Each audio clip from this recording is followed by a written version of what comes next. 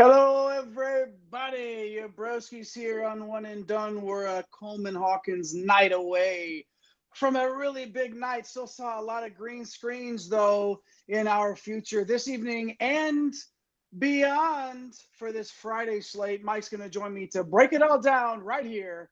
Let's get to it. Recording live from somewhere. This is One and Done.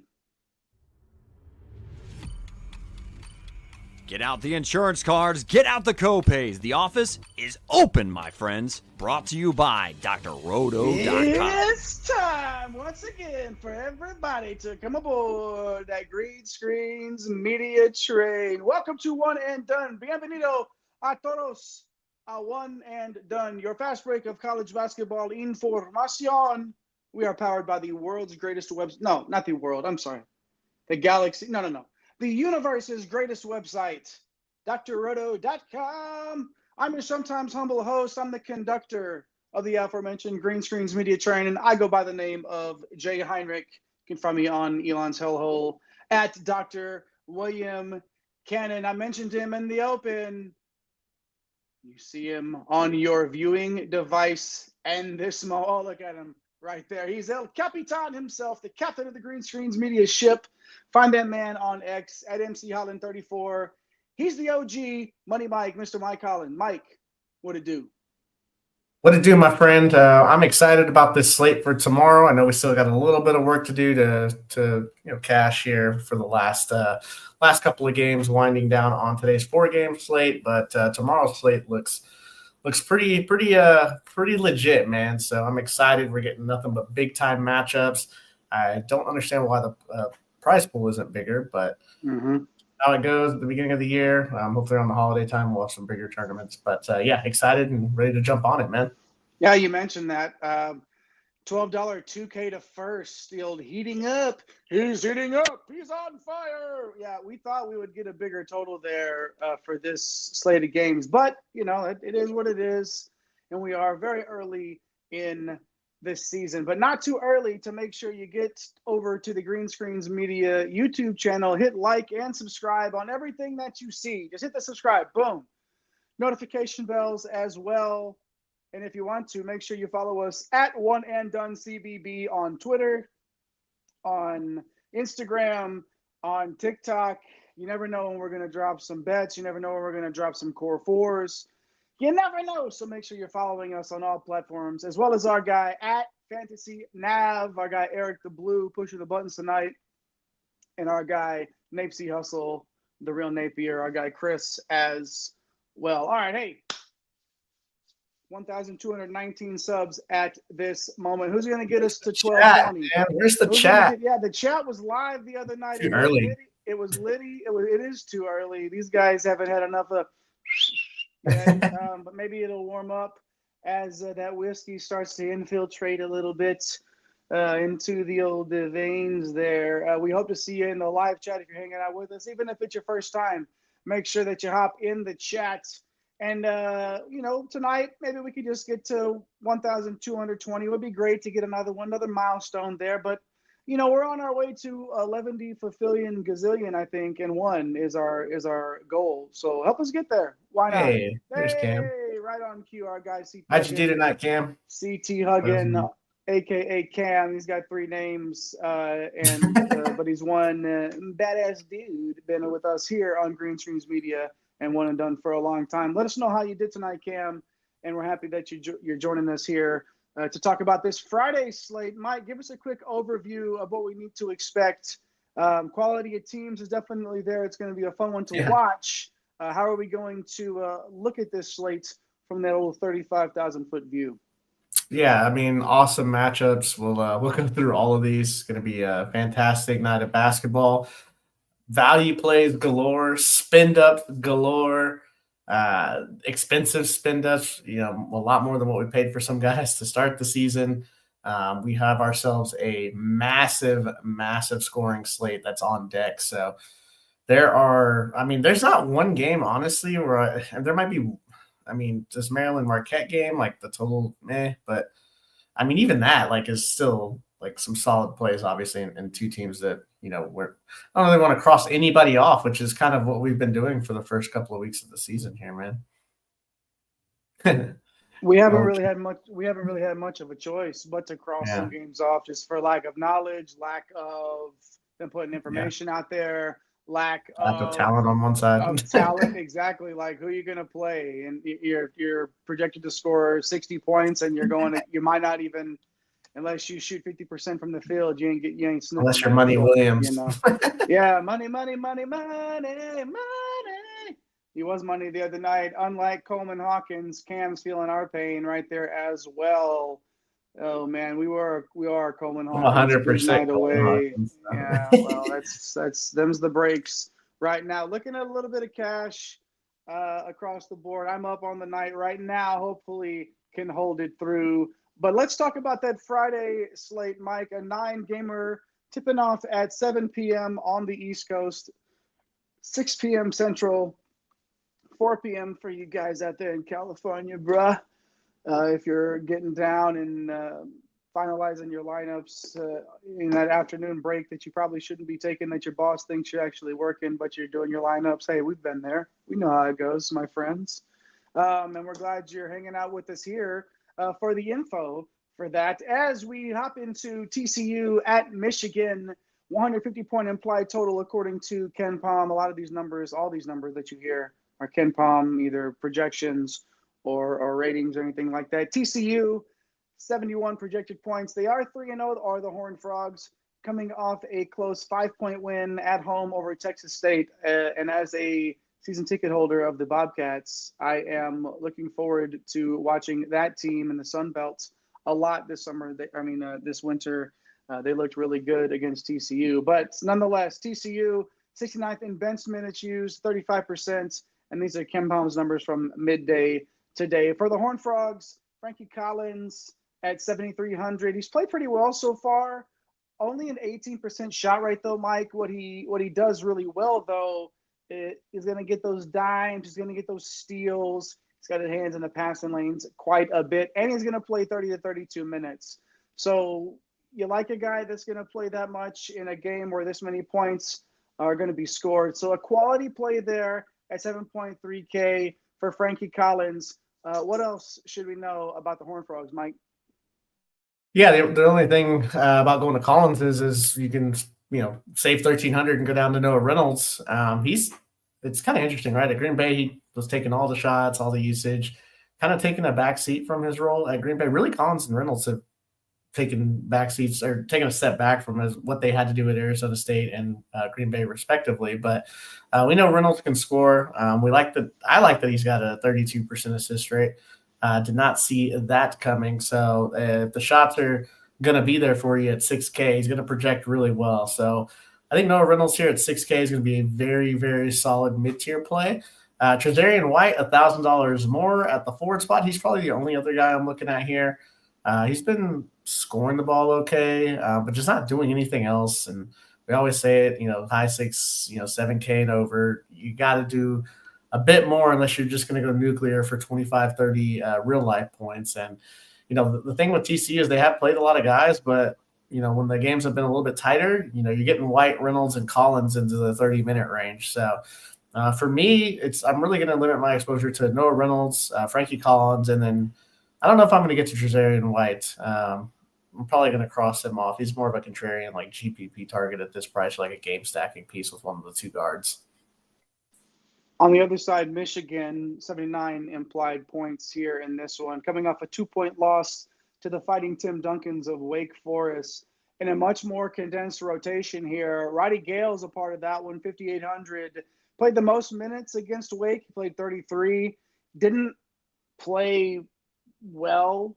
I mean, he's not like you watch that game tape and there's blue stars, gold stars, whatever kind of stars you like to put on something good. There wouldn't be a lot on Gale's performance against Wake, but you like the role and the ceiling is there. You still got 24% usage, 24% shot, 18% assist rate. The upside of 30 fantasy points at 5,800 here, like I can definitely deal with that 5x upside. Trey Donaldson, Mike, is the other guard playing big minutes for this Wolverine side. Logged 32 minutes against Wake and stuffed the stat sheets. We loved him in limited minutes at Auburn, and I love him here. at 6,200. So Gale and Yeah. Donaldson, a couple of backcourt mates here for the Wolverines. What about some of these front court guys? Yeah, much more expensive, right? We talked all offseason how good Trey Donaldson would be if he got 30 minutes, but that's just it feels like everybody at Auburn, if they just went somewhere else where they played 30 minutes, they'd be really good. So, yeah, I mean, Danny Wolf here at 9K, let down last game after smashing the first one of the year. Hate this price. I think it's more because Golden's down here at 7,100, but Danny Wolf can go for a double-double. He can get you, stocks. So he's in the tourney, pool. I don't think he's going to have any ownership, obviously. So maybe you could get a little bit different there, but I'm much more interested in the two guards, and I'm much more interested in Golden. He's 7,100. I mean, he never really played big minutes the last 2 years under May at FAU. So the fact that he played 27 minutes and he was in foul trouble against Wake Forest, like that is very, very interesting to me, because if he happens to touch 30, 31, 32 minutes, like he is going to post some ridiculous games, because he's capable. He's kind of like one of those Janai Broom type guys. He's not going to do as much scoring, but he's going to rack up rebounds, block shots. Like he can, get you a couple of assists here and there, and he's just very efficient around the basket. But if he plays 30 minutes like this at 7,100, it's going to absolutely pop off. So, Golden is someone in tournaments that I am very, very interested in, especially as a stacking piece with either Donaldson or Gale. So really looking at, those three guys, and then Danny Wolf is a, absolutely large field, which the field was a lot larger than 800 teams tomorrow. So, but yeah, definitely Golden has caught my eye for sure. Wolf the other night is what Coleman Hawkins is for me tonight. I had him in my best lineup the other night, and it sunk me a little bit. Yep. But it's there, like you said, the double-double plus the stocks. It's in play, and I don't think a lot of people are going to be playing him, like you said, after that last performance. So you could get a little different there with a 9K flat. Game one of this 9-game slate in the books, as Cam chatting again with us, breaks at work to set lineup, keep me sane. Brother, me and you both. One of us. One of us. One of us. Keep it coming, Cam. And if you're hanging out with us and you're not in the live chat, why not? Hop in there. What are you doing? Drop a little fire emoji like our guy Napesy Hustle likes to do. We like some emojis over here. Why not? Any emoji that you want. Our guy Forklift Jeremy will hopefully come through and drop the old tractor emoji in. Hope sooner than later. And, maybe the old usual suspects will show up as well. But let's get to Florida and Florida State. 156-point implied total here. A Florida team, Mike, that has won every single game. Well, 3 of them. But still, all 3 games were double-digit victories, 15, 21, and a whopping 24 points in the other. 46th in tempo, and Florida State is 29th. So they're going to get up and down the court, thus the 156-point implied total here. The Florida State defense seems improved, Mike, but it's still too much pace. And they haven't played a non-mid-major type of a team. So with that being said, on the Gator side, Walter Clayton was 8,900 last time out. A little bit of a haircut here, a little off the top. Right there.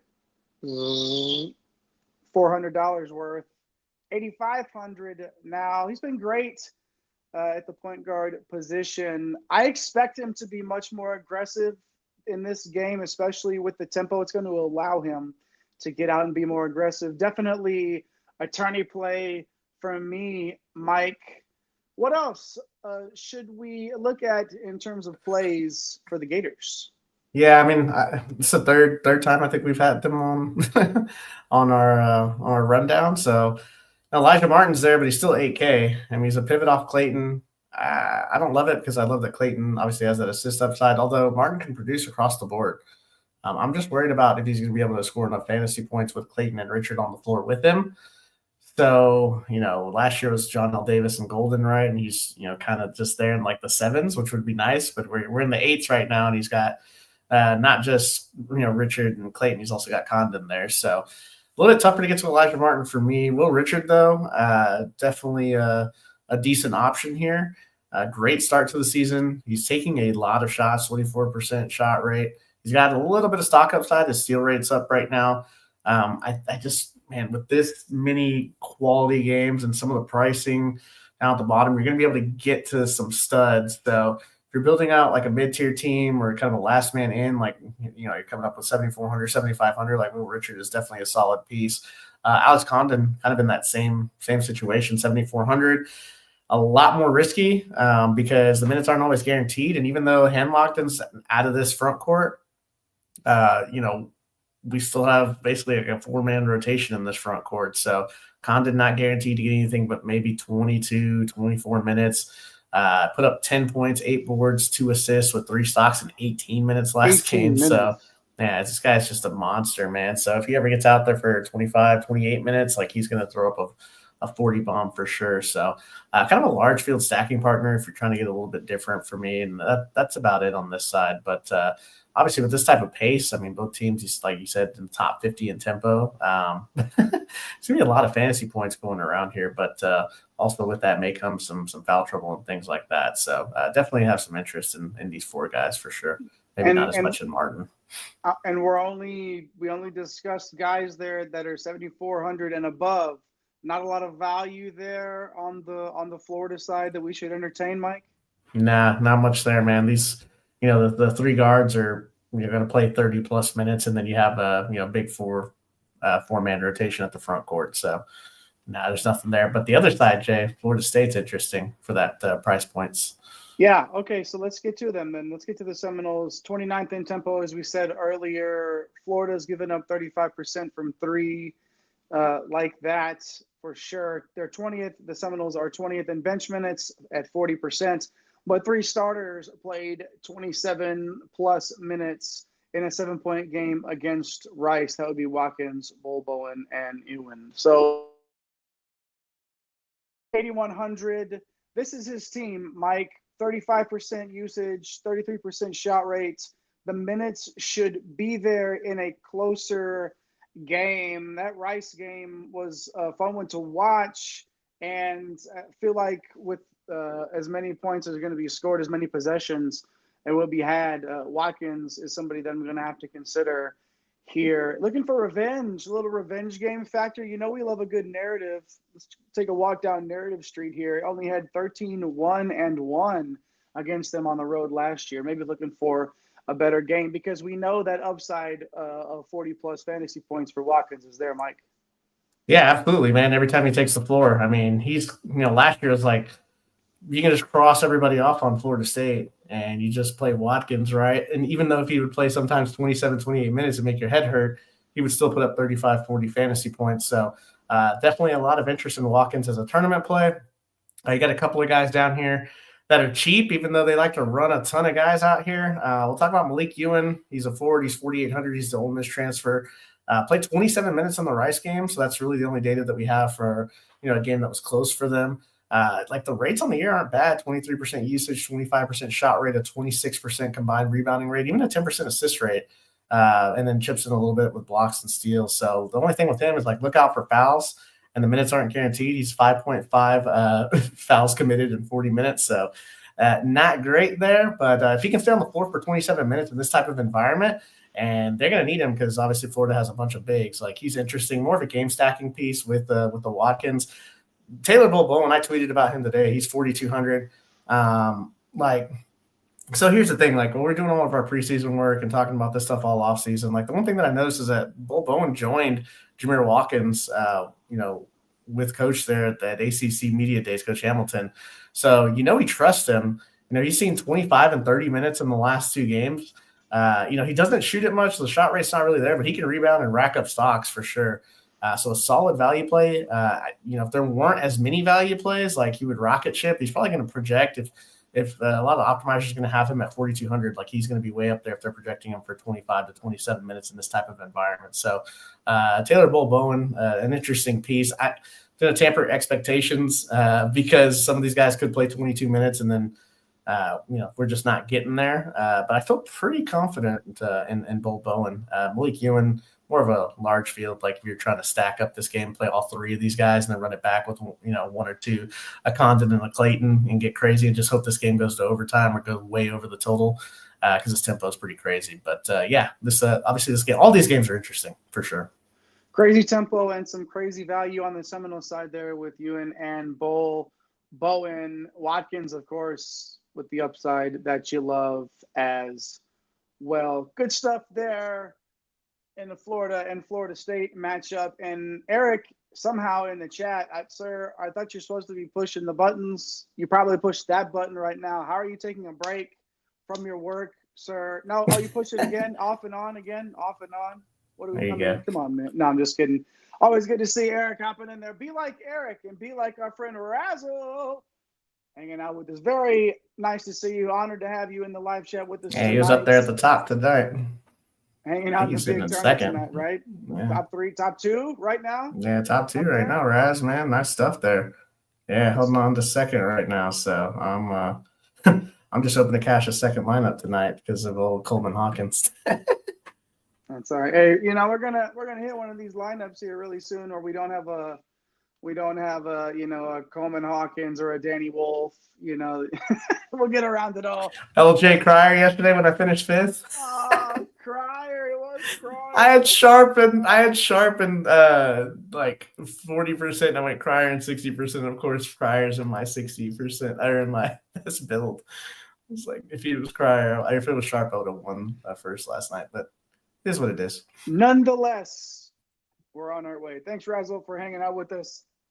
Be like Razzle, be like Eric, be like Cam in the live chat, and be like everybody, all 1,219 other people that have hit that subscribe button. Do your part in the Green Screens Media universe, just like Eric, the Blue. Cam knows the deal right there in the live chat. One of the OGs, been around for a long time. We'd love to see it, and we'd love to see you hanging out with us too. The Last Don, what do you know? Showing your face. 9 days until Kentucky comes to us. Okay, hold on a second now. This is DFS, man. Let's hold on a minute now, sir. You may be right, but don't bring that stuff. No, I'm just kidding. Good to see you in there. Our resident Kentucky fan, formerly known as Peanut Butter Posse, now The Last Don, paying homage in that name. Good stuff there. Always good to see one of our frequent chatters there. A really fun game here on next on this slate, Mike. Alabama at Purdue. These totals keep going up and up and up. Projected to have 160 points scored in this one, and a close one too. Purdue only 2-point favorites here at home. But we're going to start with Alabama and their 79 implied points. 3-0 after 2 close games to 2 really good mid-major teams in McNeese and Arkansas State. Alabama's 9th in tempo. Purdue is 280th. Still going to slow Alabama down a little bit, but they're still going to do their part to get out and run. And they're also 37th in bench minutes, so they get some guys on the court as well, as we are accustomed to with this program. Boo that man. 38.6% there on the bench minute rate. But that doesn't really help me feel good about Mark Sears, or as much as I would at that price tag. Is he playing 35 or not, Mike? Because that to me is like, I think so. If you could put that in, put it in blood, not blood. Maybe we don't want to be that serious, but maybe semi-permanent henna tattoo that he'll play 35 minutes. I'd be all over it. Yeah, he's in for 35 for sure. Especially he's in for 35. All right. Yeah, he's the only guy that plays 35 in these type of games. So well, here's the deal. All of his rates are way down, Mike. Right? And I know you're paying attention to this. It's scary because they've been in some dogfights and those rates haven't been there. But I think a lot of people are going to take a wait and see approach at 9.8K. You can be a little bit different here. Be a little zig when people are zagging. Because if Sears goes off, and he's going to have to pay this off, right, at 9,800, but he's in play because of that ceiling, Mike. And then Of course, I ignored him when he erupts, just like normal. And then whenever I feel like playing him, he'll stink it up. But Grant Nelson at 7.2K, you love the minutes that are consistently there for him, 27 in the last two. But you're on that roller coaster of love, roller coaster. It's Grant Nelson, roller coaster. You're up and down with him, my friend. And for that reason, he's a tournament option only, in my opinion. Yeah, they are favored. The last Don, Purdue is favored. Yeah, these are the KenPom numbers. Remember, all the lines, everything that we're putting out here. This is all KenPom stuff. Who else on Alabama? I mean, okay, so Sears and Nelson, obviously the spend up options on this side, but a little bit of value here too. Well, I guess Amorie is about the same as Nelson, but what about Amorie, Wrightsell? What about those guys? Yeah, I mean, Amorie is 7,200. I don't have any interest because he hasn't cracked 19 minutes this year. Right. And I can't do it at this tag, so no thanks. I'd up and down. Rather just play Grant Nelson. Latrell Wrightsell, though, like, I mean, it's the guy that I have maybe, I don't say the most interest in. Maybe obviously Sears has 50 fantasy point upside, but Wrightsell's taken 9 threes in the last 2 games and each. So he's taken 18 threes in the last 2 games, and he's played 31 and 30 minutes. So if he's going to play 30 minutes, he's going to take 9 or 10 threes. I have interest, even though he's 5,700 and he's going to have to do a little bit more, man. Like, he's going to have to get a couple of rebounds. He's going to have to get a couple of steals to absolutely, like, pay us off in a tournament. But I'm interested in Wrightsell, especially as a stacking partner with Sears if you're really trying to get into this game. So I don't think I'm going to one-off piece Wrightsell just because he has so many catch-and-shoot threes. So, yeah, I don't know, man. It's tough, man. There's a lot of good games on this slate, but you know that this one, man, could easily – I could see this score being – 88 to 86 and just a bunch, 5 dudes going off in this game, especially when you look at the Purdue side. You got the big spend up and you got a bunch of dudes under, 7K. So, yeah, Purdue, who on DK Sportsbook are getting 2.5 in this one, but according to these projected point totals, are actually projected to score more points there. So, yeah, I mean, big time total. There's going to be a lot of points scored either way. Let's get to the Boilermakers. 3-0 coming off that maybe closer win than it should have been over Yale at home. Had some people questioning, you see the chirping on Twitter. Okay, it was Yale at home. It's early in the season. I think it's safe to say that this Purdue team will straighten it out and figure it out a little bit. Big time pace up. We talked about Alabama being at 9th in tempo here and Purdue at 280. So, we could spend up here for Braden Smith, Mike.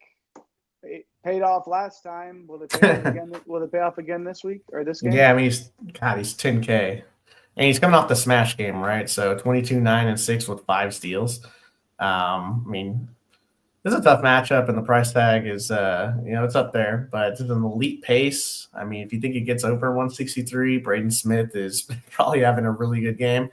It feels tough to click him at this number with so many quality games, so tournament only for me, but definitely in the player pool, especially as a run back. And then you have pieces that can go along with them. You have Trey Kaufman-Wren, he's 6,500. We knew he was going to have a nice year. The Jacobson injury only helps his ceiling.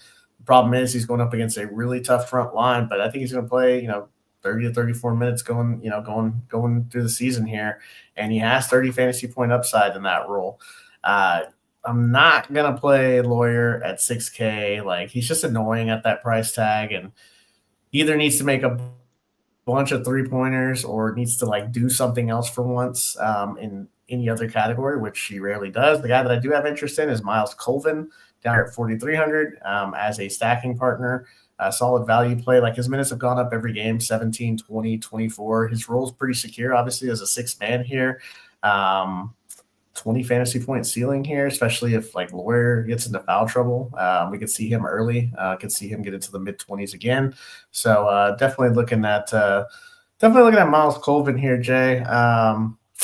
Like these, I got burned by Will Berg the other night. I think the 2 lineups I didn't play him in, like those were my 2 best lineups because got the start, we all got excited, and then we saw what happened. Yeah, I had him too.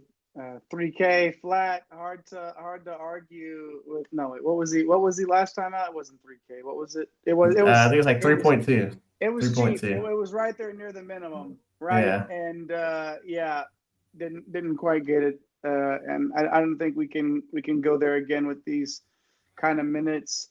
Heidi, though, much more playable, came in for 18 minutes off the bench, had 9 points and 6 rebounds. Now, the rates in the matchup aren't great here, but at this price, at 3.8, it's like if you're seeing the floor for 20 minutes, you kind of have to entertain the thought of mixing them in, especially when you're looking for some value plays when maybe you do want to spend up. I mean, if you do want to go Braden Smith and then stack Heidi here, or I don't think I can't go to Berg. Colvin, even if you wanted to go 3 deep here on this side, you could get away with it if you wanted to go 10K for Smith and then a Colvin. Who knows? There's going to be a lot of points scored in this one, Mike. And it's just going to be, how do you get different? How do you win one of these big tournaments? It's not by just plugging in all the guys that everybody's doing and the free square. The free squares matter, Mike, but you got to know who to play and you got to get a little bit different. And Razzle's saying that Colvin is one of the guys he's writing up. Yeah, I don't blame him. I don't blame him, man. Like that's somebody that we're gonna have to pay a lot of attention to. Views from afar wants a 4-leg lock. So got one of those. I don't have a 4-leg lock right now, but I would hammer Alabama here. I don't trust Purdue. I think this could get a little bit one-sided. So I would take the points in that one. I do kind of like TCU to keep it close with Michigan. So, if you're getting 8, 7.5, 8, 8.5 from TCU, definitely don't mind that at all. And then I'm not a believer in Florida State. We'll see, man. We talked about like the roster was kind of ugly, but is Leonard Hamilton? They do look a little bit better defensively, but we're about to find out because Florida is a pretty strong offense. So, check out our Twitter account. Sometimes we throw out some bets there, so check that out if you can. And then Scott Harris is asking about any rules to pick out DK captains in showdown format. Biggest rules, there are no rules in no in showdown. It really just depends on the matchup, the pricing. Really, it comes down to projections, minutes, and price. I mean, it's kind of tough to say, like, is there one firm rule? There's not, sorry, Scott's got to be vague about it, but, every slate is completely different on Showdown. I used to dive into it a lot, really kind of hammering out the old 9-game, 10, 11, 12-game slates nowadays. But, we'll dive into some Showdown. And, just if there's a cheap guy that has a big projection that's, mispriced, and play him in the captain spot. Sometimes hammering 5 ones in one side and hoping that side goes off. I mean, there's just so many different ways to attack. Like there's so many different ways to attack a 9-game slate with 9 awesome games. So get your points at captain. Do so many different ways to approach this. Just spend your money up top. All those projections. Either way, Scott, we definitely appreciate you hanging out with us. Views from afar, 4-leg lock. Come on. If it was that easy, I mean, it might be that easy. I mean, you're hanging out with us here. You're obvious, ball if you're hanging out with us on One and Done. So you might be able to give us the 4-leg lock, and maybe drop that in the live chat. Views from afar. All right. No, anyways, good stuff. We really appreciate everybody hanging out with us, seeing some new names in the chat. We always love to see that. And we love it when they also hit the subscribe button and that like button. Throw us in that algorithm. Do your part in the Green Screens Media universe. Get over to drroto.com too, man.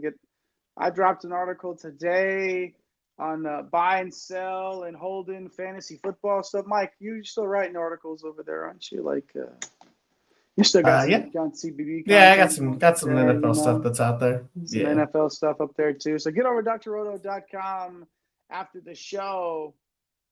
But right now, let's get to Temple and Boston College. 147 points implied here. Temple also a lot of teams that haven't lost many games yet, as you would probably expect in this point in the season for these types of programs. Temple beat Sacred Heart, Monmouth, and Drake to start at least we've heard of those schools. Mike, the other night we were talking about schools called like Presbyterian, Liberty Basketball, Hoop, Weaving College for the whatever. For the poor. Like things that, yeah, exactly. Our Sisters of the Blind. We have West Indian College, whatever college that means. We were all over that stuff the other night. But Temple's beat some names that we know, and they did not do it in a very up and down fashion. 205th in tempo.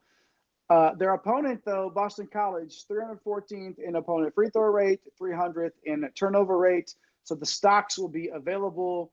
And Temple is 313th in bench minutes. Yeah. So a little bit easier to figure that out. We got the thumbs down earlier on the last one, and we got the cheers from Mike going into this one. Man, I see one of these guys. You see Jamal Mashburn on there, and it's just you freeze for a second thinking of Dad that used to ball out and watching him play in the league. But anyway, Jamal Mashburn here for Temple. Mike, we'll start us off with him and go from there. Yeah, Jamal Mashburn in 7K. Going to play 38 to 40 minutes. I played 40 minutes last game. I scored 20-plus points in all 3 games this year. The price has gone up, which makes it a little bit uncomfortable because, he doesn't excel in any other area. But 40 minutes is 40 minutes. So Jamal Mashburn, probably going to be like a cash lock play at 40 minutes and taking that many shots. Steve Settle, 7,500, second option on the team. His minutes are big, obviously, 36, 33, 38 in the first 3 games. His shot rate could come up, so there's still some meat on the bone for his upside. The price tag is kind of annoying at 7,500, so it rendered more of a tourney option for me. Zion Stanford at 4,200. Our all cardio team, at least last game, 37 minutes. The first 2 he only played 20 and 21 minutes. Dropped 23 points in that last game though, so it doesn't feel like a great click, but he's in the value player pool, even though. Jamal Mashburn is probably going to take every single shot for this team, and then Steve Settle kind of gets what's left over. So I got burned by Barry the other day, Jay. Any thoughts on him? Yeah, it's another guy that you see in the starting lineup, and it's like 4K, and he's going to start, and okay, he's going to play 38. Oh, no, wait, 29? 26 minutes. You don't really like the way that arrow is pointing, but he is starting. Just the rates are just terrible. There's some value on this slate, Mike, and I'm probably going to avoid Barry and go to other value.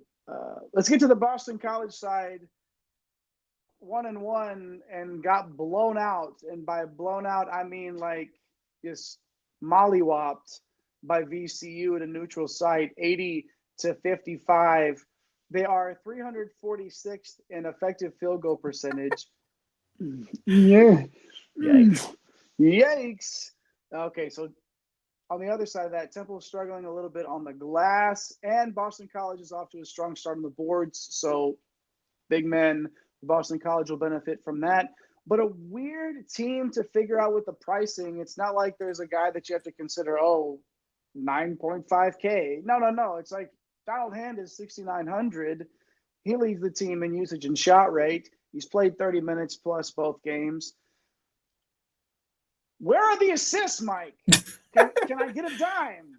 Can we get just 2 one? dimes? Like, I guess you can if you shoot every shot, right? I'll take one. Yeah, shot rate reflects the lack of assists, maybe.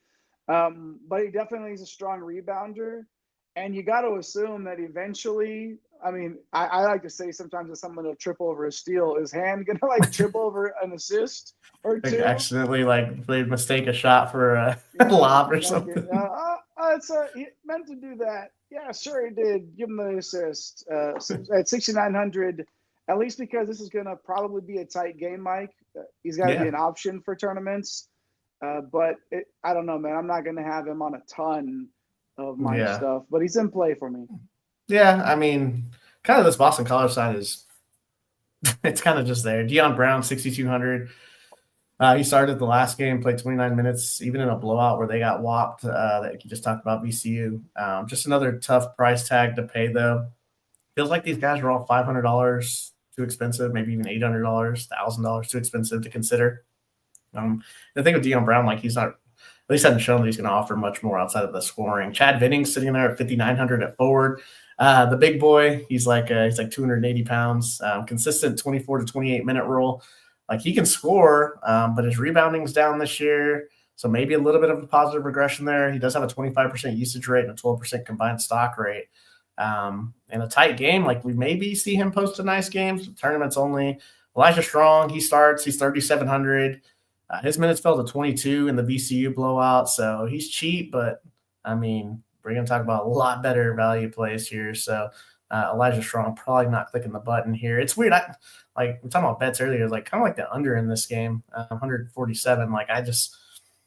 It doesn't feel great because like really the only guy that can really score in this game is Jamal Mashburn. Even though Han can get it going a little bit, like they're just not guaranteed, especially with the way they looked the other night. So some plays here because of pricing, but I mean there's a lot of great games on this slate, so it's kind of tough to just get in there and stack this game. Maybe a one-off, and then Mashburn is like a core type cash play.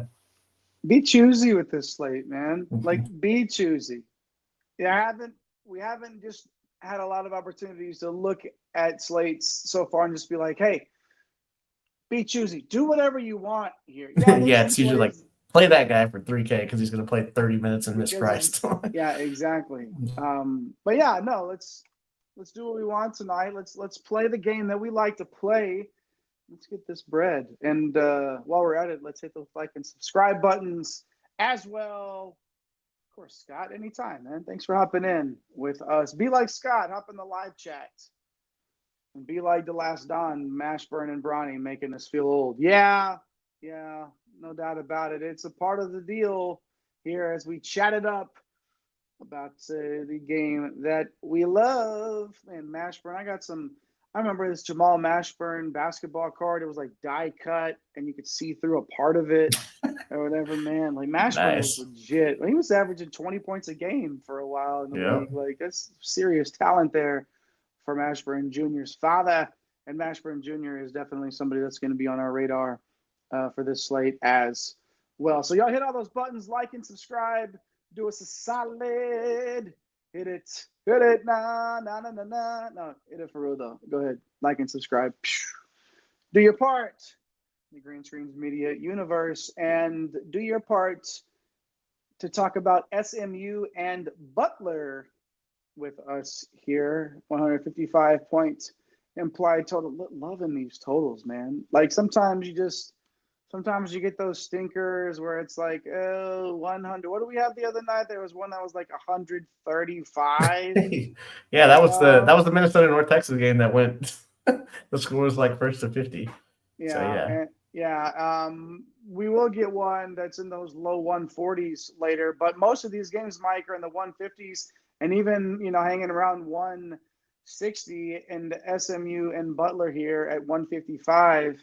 51st in tempo are the Mustangs of SMU, who are 3-0 with wins over Tarleton, Florida A&M, and UNC Greensboro. Butler turns the ball over quite a bit, 308th in the country in turnover percentage, as a matter of fact. So the stocks are available. SMU 100th in bench minutes. We're back on the other side of this.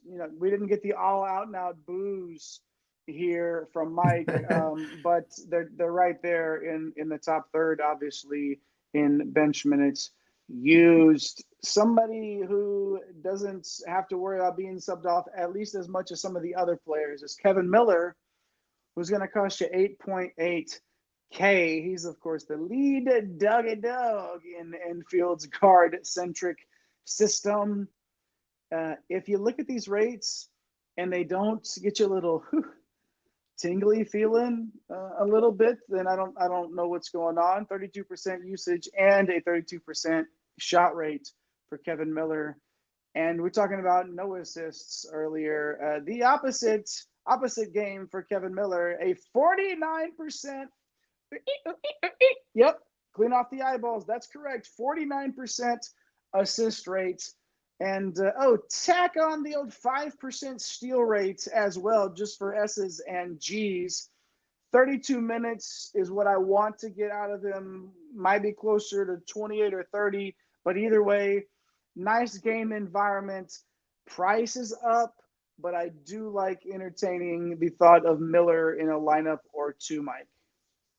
Yeah, and he was in our lineups the other day for 8,200 as a core piece, and paid that off for sure. He has some other nice options here. I mean, BJ Edwards, 6,400. When I saw the price tag at first today, I was like 6,400. But man, he's been one of the best defensive guards in the country, averaging 4 steals a game in the first 3. The minutes have been nice too, 29, 26, 32. Shoots a bunch of threes, produces in other categories. So the price is up a bit, but he's a solid mid-range target. Matt Cross is back. He is 4,400. And yeah, I mean, Traore logged 29 minutes the other night, even when Cross and I'm just going to call him I don't even know how to pronounce this guy's name. We'll just call him Yigi. But he started the other night, and like Cross can stuff the stat sheet. Like we've seen him over the years, obviously. He posted 131 offensive rating against UNC Greensboro in 19 minutes. So, Matt Cross sitting here at 4,400. If for whatever reason, like he ends up starting, I have a little bit of interest in Matt Cross because he can get it going in 24, 25 minutes for sure. And the old Yigi here at 3,600, one of the best international prospects, got the start last game, which was kind of a surprise. We late swapped a bit here and played 21 minutes. He posted 13 points, 4 boards, even had a dime, did have 4 fouls.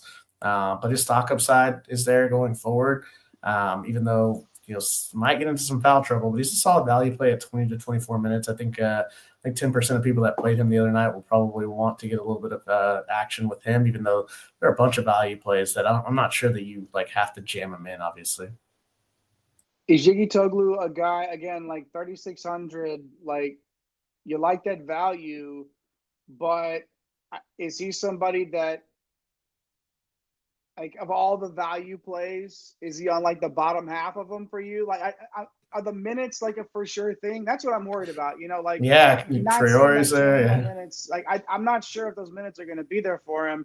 I guess my point is I'm not necessarily considering him as a value piece, at least right away, as I sift through this stuff. And it sounds like you're maybe there's like 8 to 10 guys that you can play in the 3,500 to 4,500 range. So.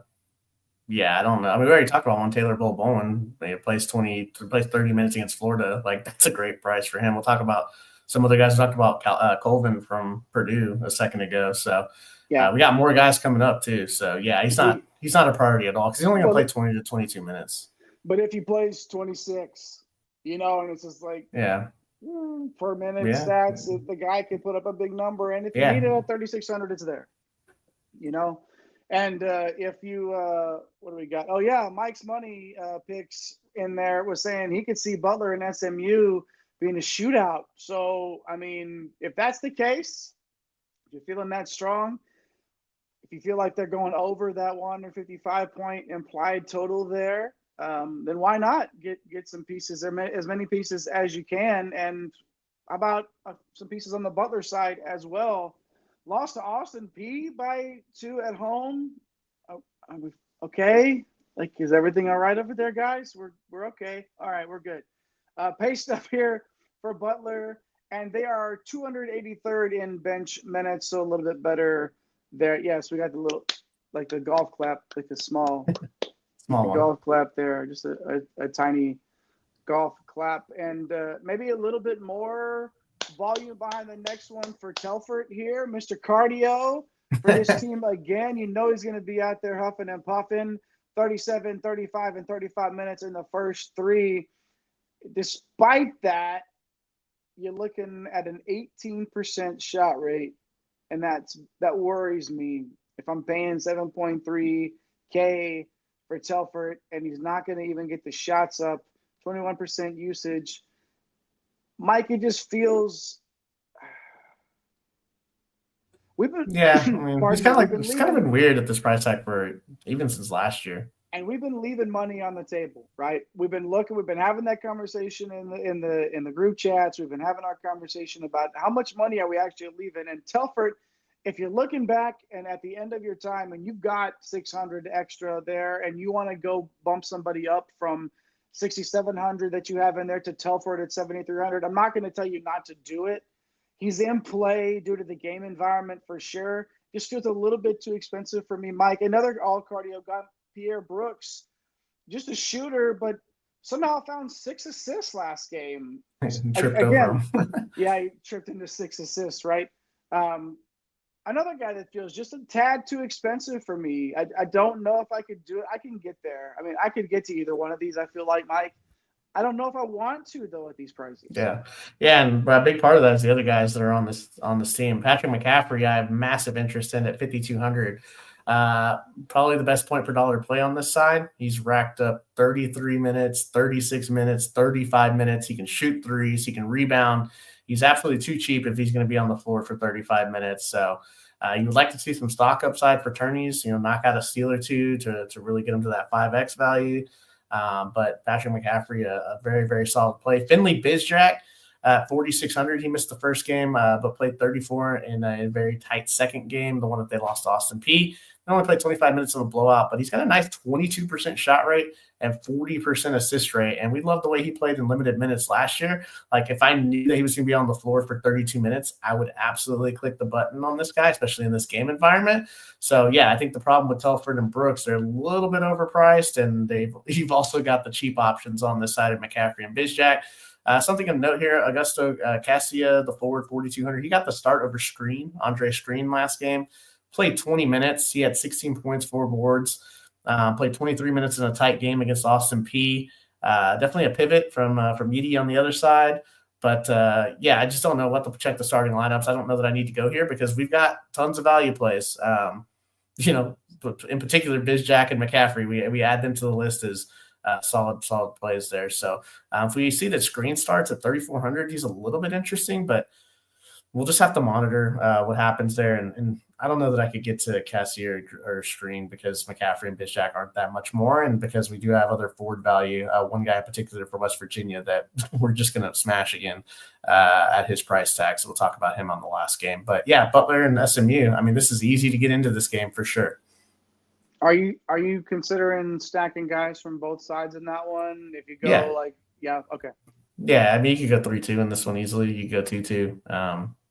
I don't think you play one side 2-0 or 3-0. Like, doesn't make a lot of sense. So. Yep. Can get into there.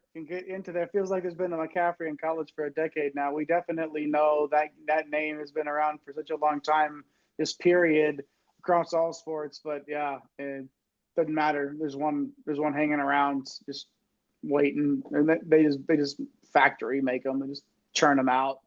I feel like definitely feels like that for sure. Hit those like and subscribe buttons for us. Get in the live chat tonight. If you're watching live, if you're watching later, hop in the comment section. Let us know how you think we're doing. Let us know what your picks are. Your picks to click. Put them in the comments for us. We would love to hear from you. We got there 1,220. Good stuff there. That's the number of subscribers we have now. One of you hit that subscribe button since you've been hanging out with us. And we appreciate you for doing that. If it was you, hop in the live chat and let us know that you did it. 4 more games here with us tonight. Going to kind of go a little bit quicker through this Penn State Virginia Tech game. 150 points implied total here. Penn State's just blown out a bunch of teams it's not surprising that they blew them out. They're 17th in tempo, and Virginia Tech's going to try to clog it up at 286th. Blah. That's enough to make you hurl, and so is the fact that Penn State is 56th in bench minutes. Another big old yucko there. But what we do like in these games, Mike, even if they're playing a lot of guys on the bench, this is going to be a tight game, and Ace Baldwin is going to play entire time. Love this spot for him.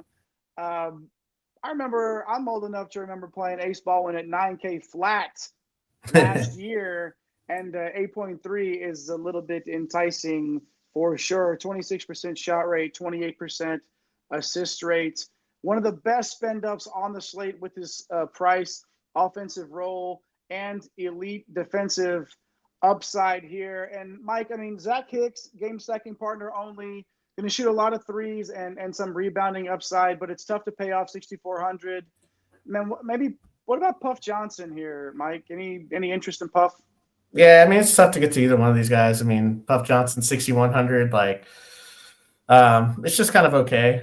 We just know Ace Baldwin's going to be on the floor for 38 to 40 minutes in this one, and that price is way too cheap on him. So, yeah, I mean, if you want a stacking partner, Zach Hicks or Puff Johnson, you could definitely go there. But I don't really see the need for play either one of these guys because you got better options across the board here. So, yeah, that makes a lot of sense. How about Virginia Tech side here?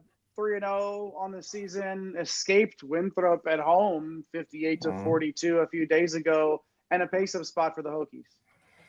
Yeah, you have to like Jaden Young's price at 4,500. It's fallen a little bit down, but he's a primary part of this offense. A 26% shot rate and 19% assist rate for old Jaden Young here at 4,500, which is kind of crazy. I'm a little worried because Ace Baldwin defense is on the other side, but he's played 32 minutes in the last 2 games. If you're going to tell me their primary offensive player in a game that's projected to score 150 points, and he has a 26% shot rate and almost a 20% assist rate, that's too cheap. So I'm going to have exposure to Jaden Young. Don't really have any interest in Jaden Shutt. He's still too expensive at 6,600. Same with Lawal, but Mygel Poteet at 6,500. He was 0 for 5 to start the last game, and he was like 20% owned on the last slate. Like, he has some upside at this price point because he could double. If those shots go in, maybe he's closer to high 20s minutes. Because he's not going to really play into the 30s. He's more of a large field option based on his efficiency and ability to rack up stocks and rebounds in a hurry. If he gets that cheap double with stocks, though, Poteet in play here, man. But that Jaden Young at 4,500, man, it's just something annoying about him being a first or second option on his team. Yeah, with Ace Baldwin probably going to lock him up. So I don't know, man, probably not that much exposure. But here we go. We're starting to talk about a ton of guys in the 4K range that makes it tough to play the 3K guys. Yeah, no doubt about it. There's the Hokies and the old Nittany Lions there. Some points going to be scored. Who's going to score them? Probably the guys that we just talked about. So let's mix and match and move it around and get this bread on this Friday slate. Hit like and subscribe as we move on to Maryland hosting Marquette. Here's that low 140s total I was talking about earlier. Maryland, what we got? Okay, 73 implied for Maryland and 70 for Marquette, who is 3-0 to start the season. Close win against Central Michigan, 70 to 62 the last time out. Marquette is 76th in tempo. Maryland is 248th, so they'll try to clog it up a little bit.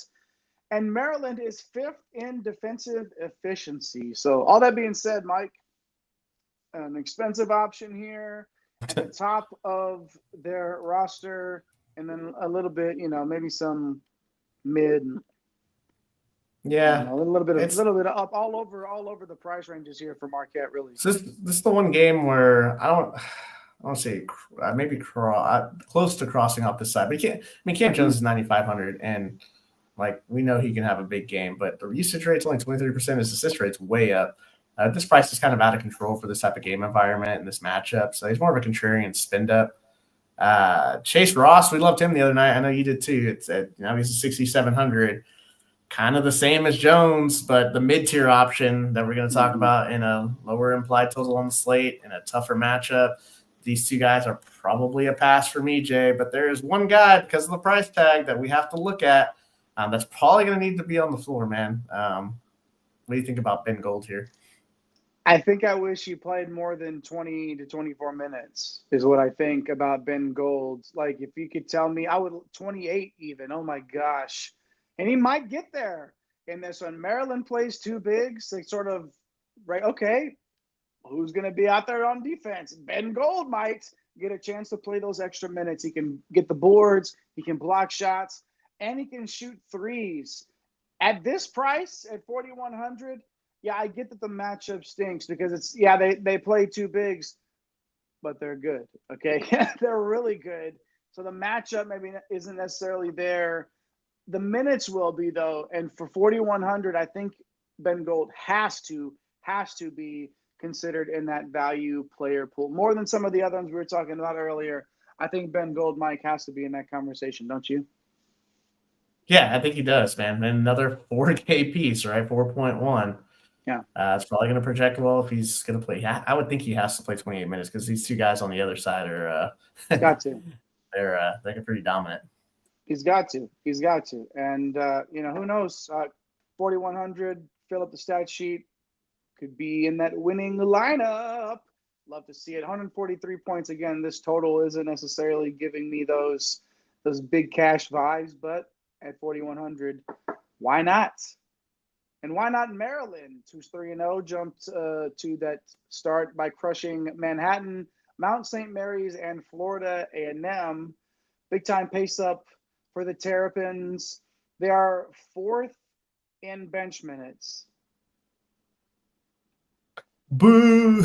If you can count your ranking in bench minutes on one hand, you play too many guys. Or you at least don't play one or two enough minutes for us to consider it, especially at a price like 8,600 for Jacoby Gillespie. Oh. Like, I mean, paying for Belmont price tag there. I might. Is he like $1,500, $1,600 too high? Yeah. It's way too big. And I get that we haven't really seen Maryland in a tight game yet, but I'm not paying 80. If you pay 8.6 for Jacoby Gillespie and you beat me, I'll just shake your hand and move on to play another. I'll retire. I'll just shut it down in that moment, and you can have your day in the sun. That's fine. There's some cheaper guys on the Maryland side, though, Mike, that we need to talk about. Yeah, not that much cheaper, but at least for their upside, it's a lot better. Derek Queen, 7,700. Mike's money picks in here. What's up, Mike? Appreciate you following along here. Talking about Gold having foul trouble, but he's going against Reese and Queen, and that is we've been talking about this all offseason. This is a crazy, crazy matchup because Derek Queen went nuts in the first game. And did it in like 22 minutes or whatever. So these guys are going to have the matchup advantage inside. Like, look at Queen's rates: 31% usage, 28% shot, 38% combined rebounding rate, 22% assist rate, 8% block rate, 4% steal rate. Like, he was one of the fastest rising freshmen over the offseason. People were talking about this guy is unstoppable. And we've seen that. There are like 8 freshmen in the country right now that need to play 35 minutes. We'll see if in a tight matchup, we don't know. He could play 35 minutes in a tight matchup because they've been blowing everybody out. These guys have only been playing 23, 24, 25 minutes. And then you have Julian Reese sitting here at 7,600. I feel like one of these guys is going to have a massive double-double, whether it's Queen or Reese. Like, you just flip a coin. Reese's rates are a little bit lower, but we know more about Reese, at least from the last couple of years. I mean, he was $9K, and we were paying that price tag last year. Feels like one of these guys is absolutely going off, and it's going to be on the back of a big double-double and a bunch of block shots. And I don't think both of them are going to get there because they kind of eat away at each other, right, since they're both starters on the front line. And I guess we can mention Sultan Miguel. He's 5K, but, like, we don't really know the roles. I know he's a really good scorer. I feel more comfortable because I know Reese and Queen, even if for some reason they only play 27, 28 minutes, I know that they're still going to perform in that 27, 28 minutes. Now, if they get into the 30s, now we're talking about crazy tournament type upside, like slate winning upside. So we'll have to see. They're going to be one of the teams I'm watching because there's no way this game gets out of control, at least on the Maryland side. Otherwise, we're going to be having a different conversation about this Maryland team against a really good Marquette squad. Absolutely. Keep the live chat going. The Gold foul trouble. Obviously, that's the other side of that, right? He's going to be playing a lot, but he's playing against 2 very talented bigs. That could, we could be looking at it, and that could be the guy on a Friday night that we're looking at 4 minutes in, and it's like, oh, that's Gold's second foul. Well, let's toss it up, chalk it up to another night. It could happen, sure. Yep. But it is so enticing at that price. Indeed. A couple more games left on this slate. Georgia. There it is. Two Georgias. Shout out to Mama Rocks, Georgia and Georgia Tech. 2 times. Here, 1 time, 2 times. Georgia Tech hosting the Bulldogs. 157-point implied total here, according to Ken Pomeroy's metrics. Ken Palm, of course. We love us some Ken Palm metrics here on One and Done. And we love these 78 implied points that Georgia is implied to get here. Another 3-0 team after beating Tennessee Tech, Texas Southern, and North Florida. Okay, North Florida, sure. 183rd in tempo is Georgia, and Georgia Tech is 59th, so a pace up for the Bulldogs. And Georgia Tech has given up the 3 ball at a 35% clip early in the season, Mike. So we look at this Georgia team, and again, not any of those players in the 4K range necessarily to look at, but some guys that are going to get to play a little bit and maybe from a game environment perspective can do a little damage. Yeah, and this is where these guys become even more dangerous in a tournament because everyone's going to play stars and scrubs. You want the stars tomorrow, right? And all these awesome games, and you got the scrubs to do it. But Tyus DeMary is sitting there at 5,600, and he's had a big spike in usage. He's a 25% usage rate here. He's also rebounding and handing out assists at a very high rate, so I love the price tag for this game environment. We saw what North Florida did to Georgia Tech. Just absolutely, went into Georgia Tech and bossed them around. So that was behind the guard play there. And then Tyron Lawrence at 6,900, he's $1,300 more expensive. So he's a tournament option. Nobody's going to play him because DeMary's $1,300 cheaper, but he's going to see 30 minutes. And we know his upside from not only last year, but obviously if he takes a few more shots, because he's kind of been deferring this year to Blue Cane and to DeMary. But if it's one of those games where he takes a 25% shot rate, he could easily pay off 6,900. I don't know that I'm going to get to him because DeMary's 5,600, but obviously a very, very interesting play, whereas DeMary is a very solid play. Anything else on this side, man? We got another talented freshman that has been making waves this season, but that price tag is crazy on Asa Newell. You see, this is what I'm doing when I see that price tag. 9,800. I don't know, man. He's talented as hell, but I don't know if I could see myself spending this kind of money to roster him, even though he's leading the team in shot rate at 35%, combined rebound rate at 31%, 13% block rate.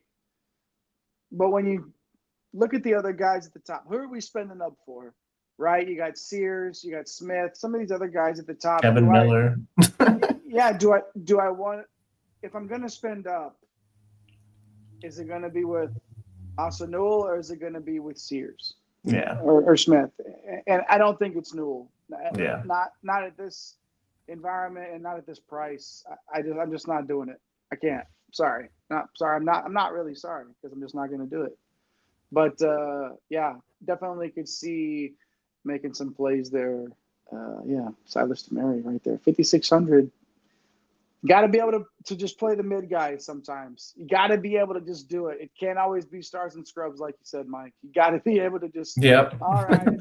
It's not flashy. Yeah. It's not like, oh wow, let me find the guy for 3,300 that's gonna go 6.5x. Yeah. Not always those. But then the mid price guy goes 5.5x and it's drawn dead. Yeah. Those aren't always the plays that are gonna win you. Sometimes you have to find it in the mid tier for sure. Georgia Tech, though, on the other side, coming off a loss to a really good North Florida team at home, 105-93. Some points scored in that one. 79 points implied in this one, and they're playing fast. 306th in bench minutes. Yay! We like that one, and I like Ndongo as well here. 8,200. The breakout sophomore has seen the usage, 25% usage rate there, 23% shot rate, 32% combined rebound, 17% assist, 3% block. You get the point. Minutes. Tick, tick, tick, tick, tick, tick, tick, tick, tick, tick, tick, tick, tick, tick, tick, tick, tick, tick, tick. Right? The direction you want to see, 24, 28, and 33 in the 3 respective games. Ndongo's a solid spend up for me, Mike, on this slate at 8,200. Yeah, definitely interesting. I mean, This whole side is kind of interesting because you want a run back piece. It'll probably be Ndongo or to be JV McCollum at 6,800. The guards for Georgia Tech all in play at fair prices. Like he's been kind of passive, 19% shot rate, only a 21% usage rate on the season. But we know that he can go off. We've seen it plenty of times before in the past couple of years. Can get you some assists, and that pace is there. Nathan George there at 6,700, $100 cheaper. Like, I don't know that you need to do that. I mean, he had 16 points and 6 assists in 36 minutes against Texas Southern. You know he's going to play 35, 36 minutes. The thing is, he just doesn't take many shots. So that's kind of the problem with it. If he was, $1,000 cheaper at 5,700, I'd have a lot more interest. Because McCollum's only $100 more, I would rather play him because I know he has 35 to 40 fantasy point ceiling. There's a really intriguing value play. We've talked about so many good value plays. I think that Lance Terry is interesting, man. Like, kind of like a Miles Colvin role, comes in as a 6 man. He's going to play 24, 25 minutes. He's had 13 and 14 real life points in the last 2 games. He can shoot threes. Every 3-pointer he makes is basically 1x. So, especially if like someone like McCollum or George gets into foul trouble, like he's going to see, maybe mid to high 20s for sure. So Lance Terry, someone I'm keeping my eye on, but man, like there's so many good plays. Like, I don't know that we need to get this cute, but he's there, man. So, yeah, I mean, this game environment, pretty good. 157 implied total and 1 point spread. Like, this goes to overtime. You got prices here that are going to absolutely smash with DeMary, JV McCollum. So going to have some exposure to this one on some lineups. Going to play a ton of lineups because you have to there's so many good games, man. Like, somebody could tell me what the best game is. I would, I would be shocked. It's easy to sometimes fall into that trap, right? When you see a total like that and you see a price, a value like that, we're just like, oh, it's insta play, right? But Terry might not. I mean, if the foul trouble's there, right? And again, if it goes to overtime, you got to consider it, I guess. It's just how many options Terry's got. I guess he's in the value pool. You got to have him in there, and there's just so many options there, Mike. I don't know if I'll get to him. I'm just going to spin the wheel. Pick one. Boop. Throw a dart. Why not? Lots of value to be had for sure. And only one more game on our breakdown, at least, to find some more value. And that's West Virginia and Pitt. If you've stuck around this long, we definitely appreciate you for being here this entire show. And we're going to reward you with some core 4s here for cash and tournament plays at the end of the show, but not before we get down those country roads. Take me home to the place I belong. West Virginia playing Pittsburgh, 149 implied point total. A backyard brawl indeed. Our friend the last Don right there. West Virginia 2-0, won a close game at home against UMass the last time out. 191st in tempo. Pitt 203rd. So 2 teams that like to get it done at about the same pace. We're going to start with the coach's son here, Mike. Tucker Devries, 9,400. The starting pitcher has relief pitcher eligibility, the guard / forward there. And he's going to play 35 minutes, most likely, like every time out. And every time out, he's got that 40 fantasy point upside. 149 point total for this game isn't the greatest here, but he's in play. And yeah, we did. If you remember, Mike, can you dust off the old memory far enough back when we talked to Coach Devries back in the day when Tucker was but a freshman, but a young frosh, and we were talking to. That was the early days of One and Done. Yeah, the way back in the day, back in the Wayback Machine, talking to Coach when he was still at Drake, and Tucker was as well. Just like we talked to Coach Pope, who's now at Kentucky. Basically, it's like if you're at a lower, not lower school, mid-major, or you're looking for that jump, and you're a coach, maybe talk to One and Done, get an interview, and then you end up at West Virginia and Kentucky. It's bound to happen, and your kid will follow you to West Virginia, and it's good for fantasy points goodness on a regular basis. 9,400 for Devries, Mike. Who else cheaper options here for West Virginia. I think Jamal Small is an interesting tournament piece. He's a lot cheaper than DeVries. He's 7,600, so $1,800 decrease here to your salary relief there, and 25% usage rate, 27% assist rate. Shipped in the stocks as well, so kind of a sneaky tournament play. Contrarian for sure. No one's gonna click the button on him. And then we have the smash play. We finally got to it. Amani Hansberry again, 4,100 at forward. What are we doing here? Smashed UMass, 16 points, 6 boards, 2 assists, 2 steals. This guy should be 5.5K, maybe even 6K. I mean, he's the starting big there. One of the better value plays on the slate. He's going to be very popular, I'd imagine.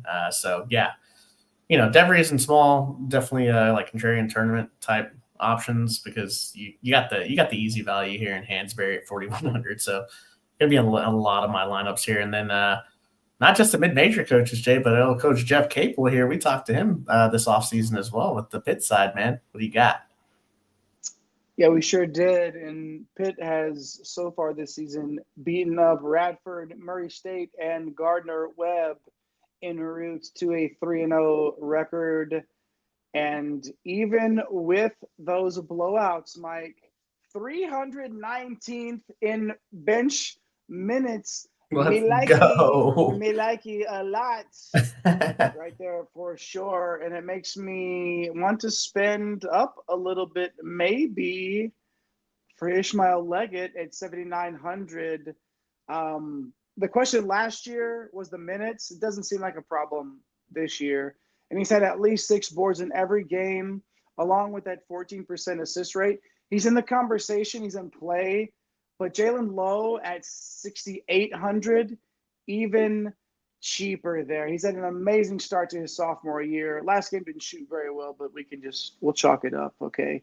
26% usage, 26% shot rate, 24% assist rate, 5% steal rate, and just a great mid-range value play who should play 32 minutes. By God, it's pandemonium. Like the last Don trying to get a Jim Ross impression. Yeah, he killed him. God is my witness. He's broken in half. I got here at 11 p.m. Here in the Central Time Zone, at least. Yeah, hell in a cell, no doubt. Yeah, okay, all right. I can't do the JR. I can't dig that deep. I could dig enough to play low though in this Pitt side, Mike. What else do we need to know about the Panthers? Yeah, I mean, Cam Corrin, he's 6,400. He's the Florida State transfer. He's been pretty solid this year.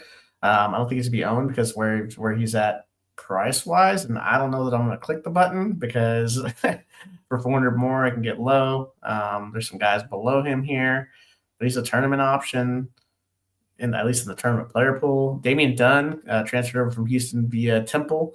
He's 5,900, just a much better role this year. Obviously, not on the Houston squad, so getting to play a little bit more, getting more shot opportunities. He's very shot dependent though, so probably another guy 500 to 700 too expensive. So probably a pass on Dunn. Guillermo Diaz-Graham, yes, the Diaz-Graham twins are back again. Seems like they've been in school for forever. He's playing 21 to 29 minutes, rebounding at a very nice clip, can block some shots. Like him as a game stacking partner with someone like a Jalen Lowe. So, yeah, you can get into this Pitt side for really cheap. And, I mean, they're going to run their guys out there for 30-plus minutes, 35-plus minutes. So you'd love that, especially in a game that's going to be projected to be obviously a little bit more competitive than what they've been in. Yeah, you can get those minutes on the cheap. And I know that I will be for sure. And I may bring up one of those players in the core 4 right now. That's a tease, ladies and gents, broskies and broskettes. That's all 9 games. We broke them down. And your reward for being here through the whole show is the core 4 and more. Because we always been adding, look at the ors in there. And it's not always just 4. But the core 4, guys and gals. Now, the core 4 has had some good nights overall. We had one night where the core 4 went 5.4x. The whole core just absolutely went off. These are players that you should definitely consider building your roster around. I like to put them all in. I like to put 4 guys in and then see where I can go. do I need to go mid? Do I need to go, do I need to try to go more stars and scrubs after the core guys? But why not start with a guy like Ace Baldwin? Earlier Mike's Money Picks was saying Baldwin is 1K cheaper than Newell, and he's actually even, I think, might be he's like 1,500 cheaper. Yeah, Miller. They should switch. They should actually switch price tags. Yeah, they might. They might. But I'm going to take advantage of Ace Baldwin at 8,300 for sure. Too cheap for 40 minutes and 5, maybe even 6x upside. And then here's where the or comes in here. We talked about flipping that coin earlier. Are you going to go Derek Queen or are you going to go Julian Reese? That Reese. You recognize that last name? That's right. Derek Queen and Julian Reese. Flip a coin there from Maryland. Plus matchup, and the upside is there for both of them. So I left my thumbs up, one thumb for Queen, one thumb for Reese, and I'm flipping a coin. I like Queen. Flip a coin. But either way, get one of them in. Jalen Lowe, I touched on him earlier, the Pitt guard at 6,800. He's playing awesome with 35 fantasy point upside. And then Taylor Bowen, it feels like we talked about him forever ago at 4,200. Talking 30 minutes and most likely an absolute smasheroonie great game environment. So we got Baldwin, Lowe, Bowen, and then flip a coin between Queen and Reese. What do we got there for the for left? I can't see 5.75. Oh yeah, we can get right there. In the mid. We can get right there. And again, these are tourney plays, right? The floors may be a little bit lower, but oh my gosh, that ceiling is so enticing at some of these prices. How about a little bit safer core here, Mike? Maybe even what could be considered a cash game core, if you will, or maybe a safer tournament play if you're just trying to see some green screens. How you feeling about that? Yeah, man. So, when you go through and look at like safer options, really looking at environment, you're looking at, rates. First guy that jumps off the page is Jamal Mashburn Jr. He's 7K, and he's going to play kind of like Ace Baldwin. He's going to play. The difference between him and Ace Baldwin is that Mashburn just takes a bunch of shots to get there, right? Ace Baldwin has all kinds of peripheral upside. So Mashburn at 7K, guy that's going to play 40 minutes and you play 7K that leads the team in shot rate, absolutely in play at 7K. So he's in the tourney safe cash lock. Silas DeMary's too cheap for that game environment, especially after what North Florida did to Georgia Tech at 5,600. Patrick McCaffrey there at 5,200 is way too cheap to play 35 minutes in that type of game environment. Monty Hansberry is way too cheap at 4,100. We just talked about him. So, in this tourney safe, we're leaving 7K.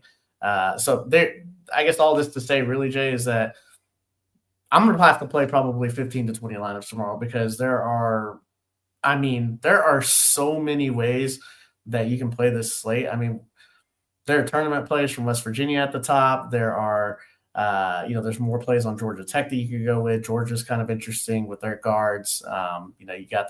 You mentioned the two bigs from Maryland. Marquette's a little bit of a cross-off, but Virginia Tech has Jaden Young at really cheap. I mean, you just have all these cheap options. Like Finley Bizjack is super cheap on the Butler side if you don't want to play McCaffrey.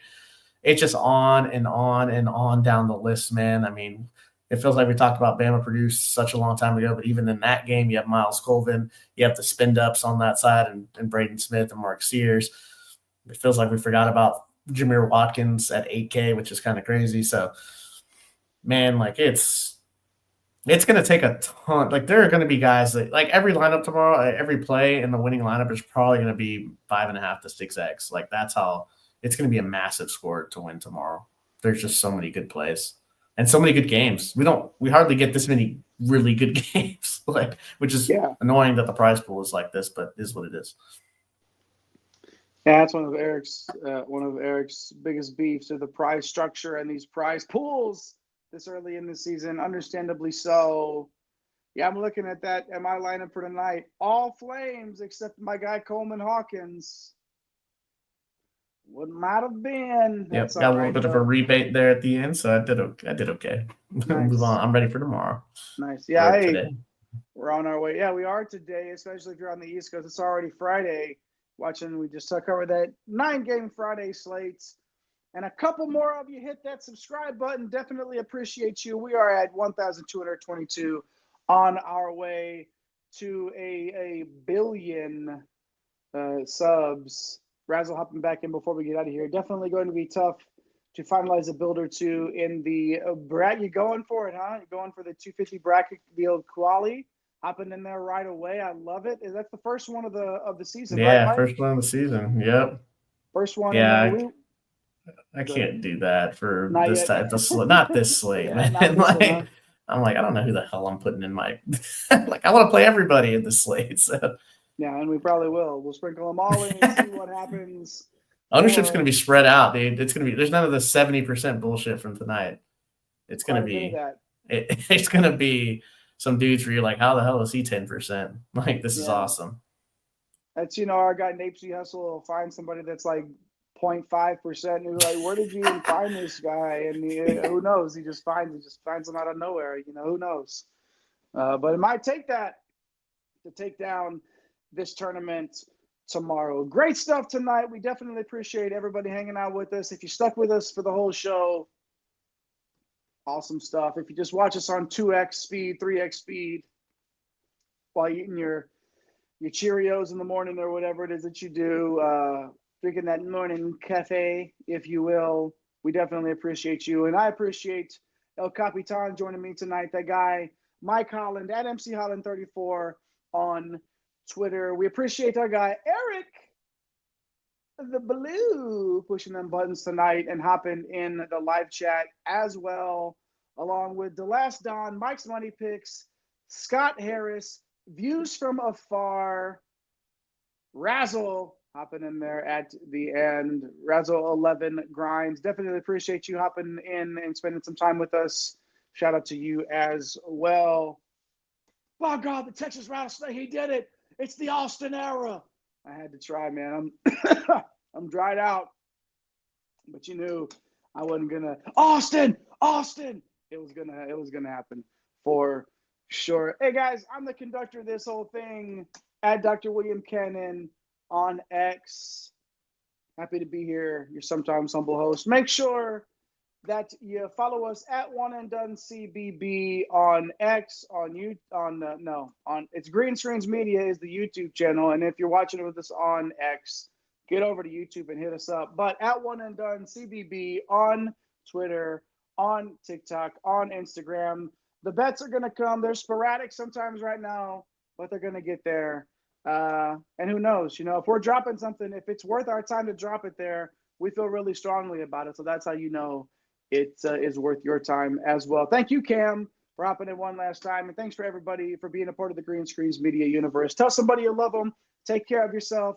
Tell the breadheads, the hoopheads in your life, all the broskies and broskets about us. Join us next time with your boys. And I am the JAYH.